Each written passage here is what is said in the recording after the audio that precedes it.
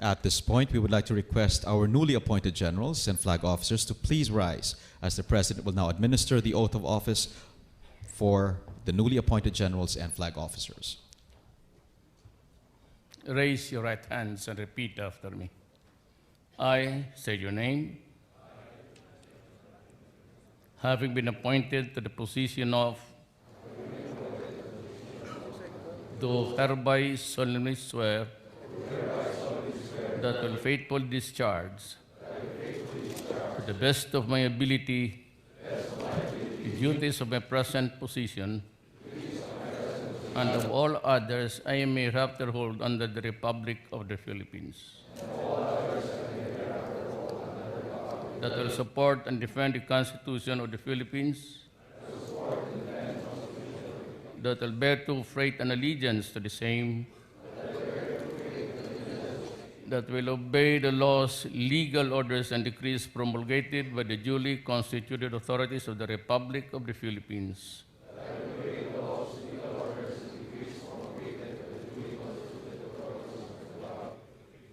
And that I impose this obligation upon myself voluntarily without mental reservation or purpose of evasion.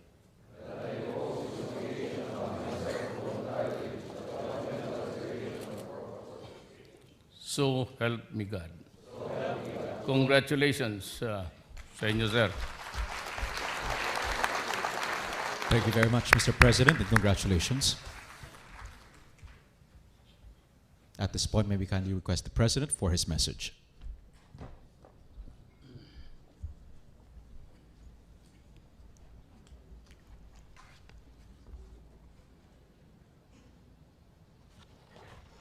You know, as always, somebody prepares a speech for me just to meet the contingencies of the moment. Some are, this time is short, and maybe, alam ko baka gusto na ninyong umuwi kaagad. Of course, there's may snacks tayo. I can invite you for a buffet, but I cannot stay long also. Sumibat lang ako doon sa climate change, nandiyan sila lahat. But let me just read my speech this time. Baka makasalita pa na ako ng, let me go out of control again. And I do not want to be discourteous in front of you. To all the officials, uniformed men and women, and civilian personnel of the Armed Forces of the Philippines, distinguished guests, ladies and gentlemen, good afternoon to you all. This afternoon's oath-taking ceremony certainly highlights one of the cherished traditions for every public servant, and most especially our men and women in uniform who have sworn to be the defenders of the state and its democratic institutions. As your Commander-in-Chief, I share with you the honor and pride of hurdling the challenges and trials that each of you went through this far. Of course, you will not have reached the milestone that you have been bestowed now, if not for the encouragement, understanding, sacrifice, and prayers of your loved ones. They are your source of strength and inspiration for all of you to carry on with your work and inspire the rest of the force. To them, the respective families, my congratulations too. Ladies and gentlemen, as we aspire to foster inclusive growth across all sectors of our society, through the convergence of security, developmental, and governance strategies, may I reiterate some of the reminders to each of you. During our previous conferences, I have laid down my marching orders, most especially in addressing some of the urgent matters concerning peace and security. I therefore enjoy everyone to give their best and be relevant in whatever capacity you now hold. Ours is a complex and dynamic security environment. You and I know that it will never be easy. Hence, I expect nothing less than your unequivocal commitment, competence, and professionalism. As we endeavor to carry out reforms in all government agencies, I wish that you remain to be the kind of officers who put the welfare of the organization, the nation, and its people above your personal considerations. Bear in mind that your careers grow along with your responsibilities. After all, those who hard-earned stars on your shoulders, it is rightful then that you polish them, keep them shining and brightly untainted. And lastly, as you pledge your allegiance to the flag of the Republic of the Philippines, may all of you remain faithful to the sacred, guarded with your lives, the welfare of the nation. You owe it to your country and to the people. Draw inspiration from the valor of your ancestors, who demonstrated the staunch loyalty to the flag and to the Constitution. Once again, congratulations to your respective stars. Bear the new rank with new pride as you continue to serve the Republic of the Philippines, the Filipino people. You know, I would like just to add an ad-lib. We are facing a new threat. When I was newly inaugurated president, I made it my obligation to tour the entire country, visiting camps, military, police, and otherwise. I was not cultivating or propagating any loyalty for me, to be there just to show my face. I said that I do not need it, but the country needs it badly. Your loyalty to the flag and to the country is paramount, above loyalty to any particular personality or person in government. But in those tours, I mentioned it to you that aside from the danger of drugs, which we never realized to be that widespread, and that the dimension was just too staggering, and I was really appalled to learn nung presidente na ako, because then I had the access to all information from you guys, from the police, from all, BI, and even in the validation, I had to take in the DILG just to make sure that I was on the right track, that nobody would have been, it's always when your name is published there, in connection with drugs, whether you're a politician or you're a policeman or army man, you're destroyed forever. So it took that long for me, really. And I said the numbers are just too great. To the extent that I decided to furnish everybody, the Speaker of the House and the Senate, sinabi ko sa kanila na mabigat ito, hindi ko kaya. I don't know, sabi ko, what your plans are. But even if you declare martial law 1,000 times, because little did we know that but 5, 4, 3, 2, 1, 6 years ago, we were already in narco politics. And that most, on the ground level, ang mga barangay captain, 40% of the entire country. Sa druga na. And I decided that if we hold the elections sa barangay as scheduled, talo ang Pilipino. Because ang magpatakbo pera na ng narco-politics. Sabi ko nga sa inyo, kayong mga paborits, the apex of your career, how long, how hard was it for you to reach what you are now? Paski just to earn a good income to build a modest house. Ilang taon niyo pinagharapan? How many battles did you go through? Place yourself on the line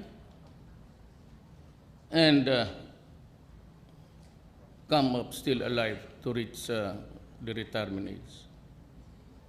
Ilan lang sa inyo nakakaroon ng pera para for the savings of even anticipating retirement days would not really be enough. Kita mo ito, hindi ko kayo pinapainggit. Galit ako sa kanila. Tingnan mo itong mga mayors. Kita mo itong mga barangay captains. They go into drugs. Overnight, they become millionaires. Then they create so many slaves, 4 million plus, when they would never know how many, who are really slaves in the true sense of the word. Mas mabuti pa nga yung slaves sa slave markets ng Africa or the Middle East. Pag nabili sila, mapatrabaho mo pa. Itong mga Pilipino, pag tinamaan to, at gumano na talaga because the use of shabu will result inevitably in this shrinkage of the brain. Kaya may makilala kayo, pamangkin ninyo, kausapin mo, wala na mag-usap kayo, start with a topic, then suddenly, they go out of range. Wala nang, so anuhin natin ito sila. Mga anak ng kapwa natin Pilipino. Kaya galit talaga ako, Sus Mario Joseph, hindi lang yun lang. Talagang, kaya ako, spout out the words, talagang gagawin ko, ibabalik ko talaga sa kanila yung ginawa nila sa Pilipino. When I was mayor, lahat kayo halos na dumaan ng Mindanao. I was a bit strict. But in Davao, I thought that that was it. Meron dito mga intermittent entry. Hindi ko alam na ang buong doon sa Davao kasi takot nga silang mamatay. Hindi ko alam sa ibang Pilipinas, grabe na pala. So it included municipal mayors. It includes... So ganito na lang. Pati ako sasali ko, I do not need any security. I will go back to the Alunan doctrine. They're only allowed 1 or 2 security. Mga mayors pati governors, kung takot kayong mamatay, edi mag-resign kayo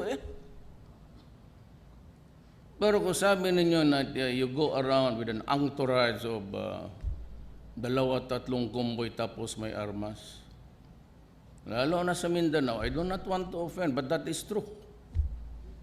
Pagka nyo travel with 10 cars, 15 cars, puro armado, halos lahat yan, may droga ka.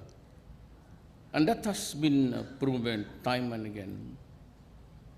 Now, beginning tomorrow, the ES, I don't know if you'll be able to draft I will prohibit. Bako sabi nila isali ang presidente, okay lang. I travel commercial. I do not need any.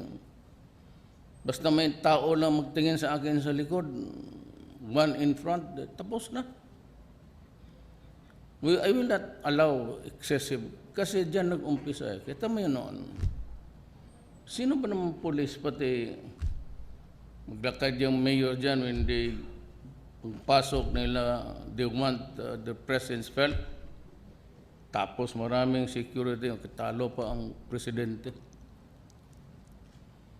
And all the while, akala natin, ayaw na natin hulihin rin ninyo, hulihin rin ng pulis, sa tawag naman dito sa Malacanang, Mr. President, nakakasira ito sa ating partido dito sa politika. They cannot do that to me. In the first place, hindi man ako humingi ng tulong sa kanila. Few politicians far and wide in between the years and even during the campaign. There are only about 4 governors. In the hometown of my father, walang ako basig isang barangay captain. Of course, I won. Nasanay kasi ito sila sa ano. Being a public official, is entitled really to. Pero beginning, I don't know, kailan palabas ni Executive Secretary, we go back to the Alunan Doctrine. Pagka may convoy dyan, tapos marami, then inspection. There's a declaration of lawless violence. I had to do it to justify your extra duties as policemen. Spread thin ako, at saka there are about, for your information, about 6,000 policemen who are into drugs. And of course, with the disordered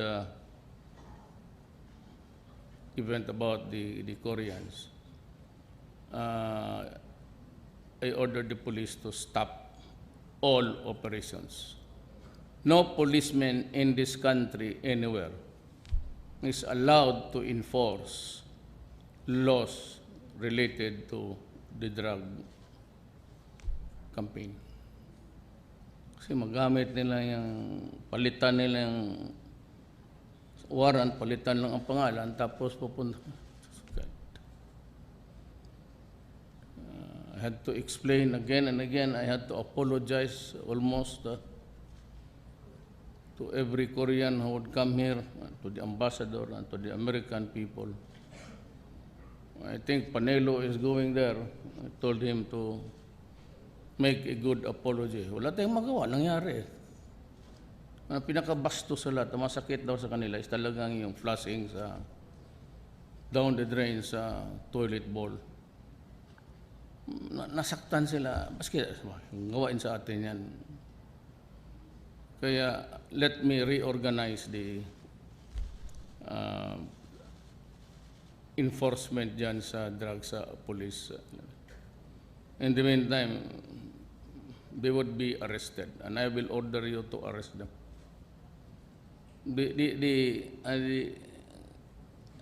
Kung hindi ko kayo ipasok sa laro, patay ako. Walang magtingin dyan sa abusadong pulis. The culture of corruption sa pulis matindi.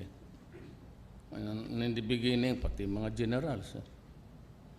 So that's why if we are asking, bakit naman ganito kalawak? Said, long time ago, we were already in narco politics, including the police. Now, I gave you the book Cartel about ano nangyari sa South America.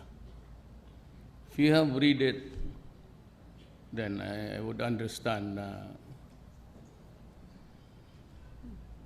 nakuha ninyo ang dimension. Now, the second danger natin is itong ISIS. Again, I do not pretend to be all-knowing, but you have noticed that in the camps all over, nagle-lecture ako about the looming danger of ISIS. And because of the extremism perpetrated by the Abu Sayyaf on the south, sabi ko, there will be a time that they would visit the island of Mindanao. And nandyan na yung Maute. And from what we can gather is that itong si Hapsilon was chosen to lead. Nagbibidahan niya sila lahat pati sa Indonesia who would be chosen parang chapter president ng ISIS. and Hapsilon from the Holo area have entered Mindanao. There is a fight at least going on limited sa Mindanao. We have to contain the fighting in Mindanao. We cannot just afford to allow them to spread because ang pinakadelikado dyan, yung mga scholars. Now, I've heard, not only from your report, but from mga politiko, there are about 4 to 6 Arabs talaga, lecturing. Yun ang pinakadelikado. Just like the communists. Yung mga political officer nila ang delikado para sa atin. So, sabi ko nga kay Delphine, kay Lorenzana sa lahat, we have to contain the fighting. We cannot afford to allow it to spread. Maraming madadako. Else, I'll be forced to arm everybody. Kaya ng alsamasa. Kung sino yung kalaban ng ayaw ng komunista, but in the end, it also proved disaster because pagkatapos ng alsamasa, wala na yung komunista. Every time Dick and Harry was given a firearm to fight the communists, they were using it against civilians. Depredations. Hold up, lahat na. So that we have to. But I cannot allow, they're not only killing, it has nothing to do with Moro and Christians. They're just killing everybody. They're kidnapping Indonesians. Na may bagong report na naman, so a special emissary was sent by the central government of Jakarta who flew in last night. An urgent, ano ang ginagawa natin. So I just reminded them that we will just, we have this agreement, we have this understanding. Put it into practice. And allow more ships to magkulang kami. And by the way, I also asked China if they can patrol the international waters without necessarily intruding into the territorial waters of country. We would be glad if we have their presence there. Hindi man kailangan gray ships. Sabi ko, basta yung Coast Guard cutter just to patrol like what they did in Somalia. Tumulong sila. Somalia has toned down. But dito sa Malacca Strait, pati dito sa Sulusi, it remains to be a big problem. And kung masarayan yan, either they go up to the north, and if you're headed for Mexico down south, or dito ka magdaan mas malapit, which would mean higher costs, higher freight, higher insurance, it adds up to the goods and the services that governs the world. It's always goods and services. So, yan ang your mission. Diyan pa kayo. Malas natin, tayo ang inabutan. Ako, kala ko, good sailing ako. Ngayon pala, lumabas lahat by the hundreds of the thousands. I was scared. I don't know if you were scared. I was scared. Hundreds of thousands dyan sa TV. Puro payat, puro malnourished. Anong ginawa nila sa Pilipino? Ano, you'll understand my hatred. Talagang galit ako. Talagang galit ako. Yung mga international, yung mga, you don't mean anything to me. You shut up. I have a problem to solve, and it is my country's problem. Do not mess up with me. Kaya marang laking mabutit na lang itong bagong presidente. Si President-elect, may I congratulate you of your victory. This is President Duterte of the Philippines. Oh yes, I've heard that they have the bad fix with these State Department people, these god lousy guys there.